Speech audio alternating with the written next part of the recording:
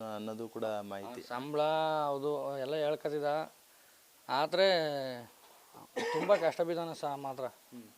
ಸಟ್ ಕೆಲಸ ಎಲ್ಲ ಮಾಡಿ ಆಮೇಲೆ ಚೌಟ್ರಿಗೆಲ್ಲ ಊಟಕ್ಕೆಲ್ಲ ನಾನು ಅವನು ಇಬ್ಬರು ಜೊತೆಲಿ ಹೋಗಿದ್ದು. ಅವಾಗ ಊಟ ಇರಲಿಲ್ಲ, 10 ರೂಪಾಯಿ ಅಂದರು ಕಷ್ಟ. ಅವಾಗ ಹಂಗೆಲ್ಲ ಕಷ್ಟ ಬಿದ್ದಾನೆ ಮಾತ್ರ.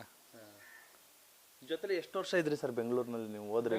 6 ತಿಂಗಳು ಜೊತೆಲಿ ಇದ್ದ, ನಾನು ಅವನಿಬ್ರು ಜೊತೆಲೇ ಇದ್ದು. ಪುನಃ ನಾನು ಊರಿಗೆ ಬಂದ್ಬಿಟ್ಟೆ, ಅವನು ಅಲ್ಲೇ ಇದ್ದ. ಅಂದರೆ ಊಟಕ್ಕೆ ಈ ಬಡ್ಸೋದಕ್ಕೆ ಹೋಗ್ತಿದ್ದ ಏನು ಮದುವೆ ಚೌಟ್ರಿಗಳಿಗೆ? ಐತೆ ಆ ಥರ ಅಲ್ಲ, ಊಟಕ್ಕೆ ಚೌಟ್ರಿಗೆ ಹೋಗಿ ಊಟ ಮಾಡ್ತಿದ್ದೋ. ಊಟ ಇಲ್ಲ ಅಂದ್ಬಿಟ್ಟು ಚೌಟ್ರಿಗೆ ಹೋಗಿ ಊಟ ಮಾಡ್ತಿದ್ದ ಅವಾಗ.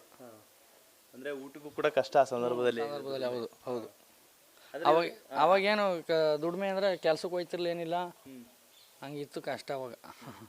ಅಂದರೆ ಇವಾಗ ಯಾರ್ದೋ ಮದುವೆಗೆ ಹೋಗೋದು ಚೌಟ್ರಲ್ಲಿ ಊಟ ಮಾಡ್ಬಾರ್ದು, ಆ ಥರ ಏನಾರು ಅನುಭವ ಆಗಿದೆ? ಏನೋ ಸಿಗಾಕೊಂಡು ಅವ್ರು ಏನಾರು ಅಂದು ಆ ಥರದ್ದು ಏನೋ ನಡೆದಿದೆಯಾ? ಆ ಥರ ಏನಿಲ್ಲ, ಒಂದ್ಸಲ ಹಂಗಾಗಿತ್ತು. ನಾನಿರಲಿಲ್ಲ ಅವಾಗ. ಆ ಥರ ಏನು ಅವನು ಹೋದಾಗ ಒಂದ್ಸಲ ಹಂಗೆ ಇದಾಯ್ತಂತೆ. ಯಾರೋ ಹಿಂಗೆ ಊಟಕ್ಕೆ ಕೂತ್ಕೊಂಡ್ಮೇಲೆ